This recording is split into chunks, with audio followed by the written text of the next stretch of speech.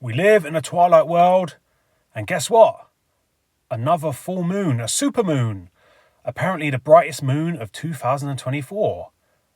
And, in case you're watching this in the future, or the past, or another dimension, today on the fake and phony calendar is the 17th of October 2024.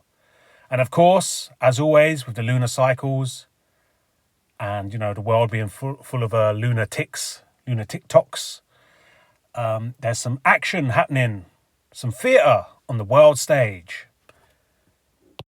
So yeah, I just was out and about. It's nighttime now here in the southwest of England. And what can I say, man? I can confirm it is a big blazing supermoon. Very eye-catching, very stunning, very eerie. I don't know if I trust the moon. I don't know what the moon's about. But anyway, that's a different topic for a different day. So yeah, Yahya Sinwar has been killed. Now you're probably thinking, who the fuck is Yahya Sinwar? Well, I'll explain quickly. He is allegedly the head of Hamas. And he's only recently become the head of Hamas. I believe it was last July. Not this July, last July. Now, allegedly, he is the architect of the October 7th attack on Israel. Yeah? And his name's Sinwar, which looks like sin and war. Now, of course, this guy, allegedly, according to the world stage theatre and the narrative and the fiction, has committed the sin of murder, kidnap, rape, torture, beheadings, and I believe, wasn't it burning babies as well? Wasn't that one of the ridiculous claims? And of course, these sins that he has committed created the war in Gaza, the most recent one anyway. So Sinwar. And of course, his first name is Yahya, which sounds a bit like, when you're yeah-in someone. To yeah someone means like to, humour their fucking bullshit, right? So he's called Yahya Sinwar. The news was broke today with this clown Netanyahu standing in front of the double cross. In case people didn't know, the State of Israel was created by the City of London, not the Rothschilds. The Rothschilds are a fictional character, just like Sinwar, in my opinion. The thing about them saying that this Sinwar has been killed, although I can't prove it, I would say he probably was never alive. Probably another fictional character, like most of them on the world stage. A mask, another City of London mask, another puppet. There's probably a fair few of these people running around in these masks. Yes, I can't prove it, but it's just my gut feeling. Yeah, can't be killed because he was never alive, yeah? But yes, the City of London created Israel the same time they created the WHO, the World Health Organization. And then not long after, less than a year, they created NATO. So the British Empire, although on the world stage, it was pretending that it was kind of dismantling. Really, it was setting up shop as other entities, other heads of the Hydra. Israel, with the angry Jews and their kind of belief in the Holocaust, are acting as an iron fist for the British Empire in the Middle East.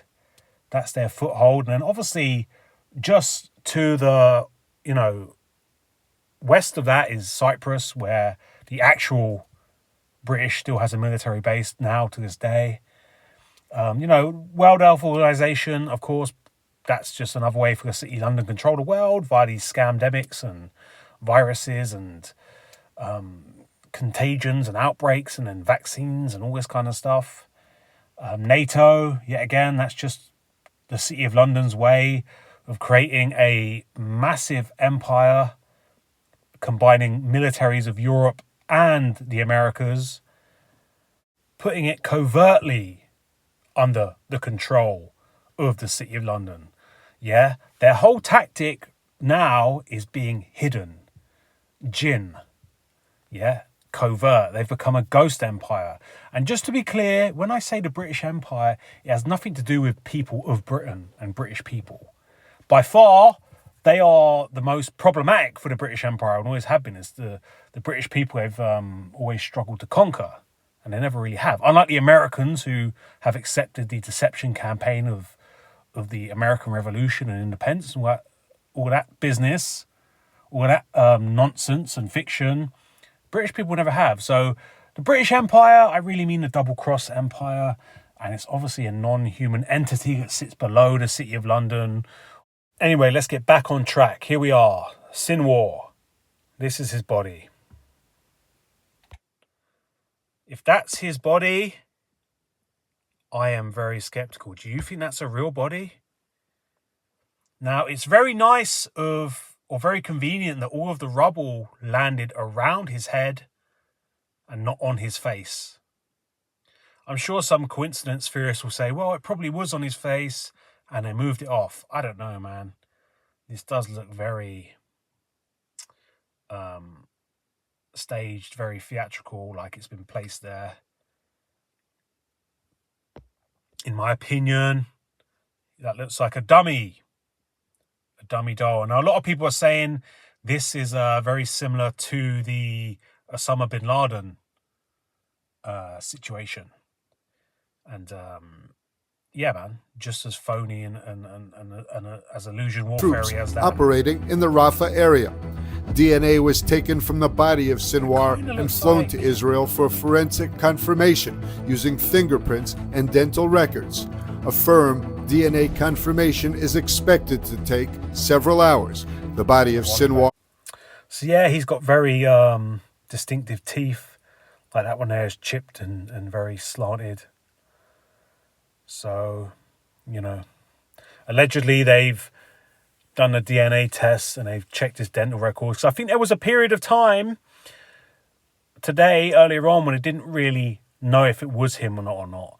Apparently the people that got him, I mean, this is the storyline. The people that got him didn't do it deliberately. They were just doing a raid, conducting a raid in Gaza.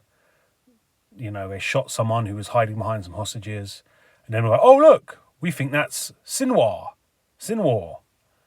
And it turns out it was. Sinwar was leader of Hamas in Gaza since 2017 and was the architect of the invasion and massacre in southern Israel. Whenever I hear the word architect, you know, you think of the Matrix, the architect. He is the program that's in charge of running the illusory simulated world. And also in the film Inception, the architect is part of the team who is in charge of the layout of the dream. And the whole point of having a good architect is that they build the dream to contain mazes, so that the subject or the target is trapped. And it just helps the team do what they got to do when there's a good architect controlling the environment and that world.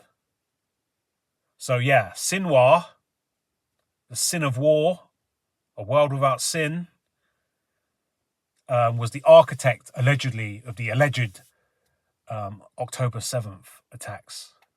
In which thousands of terrorists murdered some 1,200 soldiers and civilians and took 251 hostages, sparking the war in Gaza. Sinwar became the political leader of Hamas after the assassination of Ismail Haniyeh in Tehran last July. It's unclear who will now take over as Hamas leader following Sinwar's demise and how it will impact Hamas moving forward. It's also unclear whether his death will make it easier. Yeah, so I don't know, man. It looks like a rubber body to me, but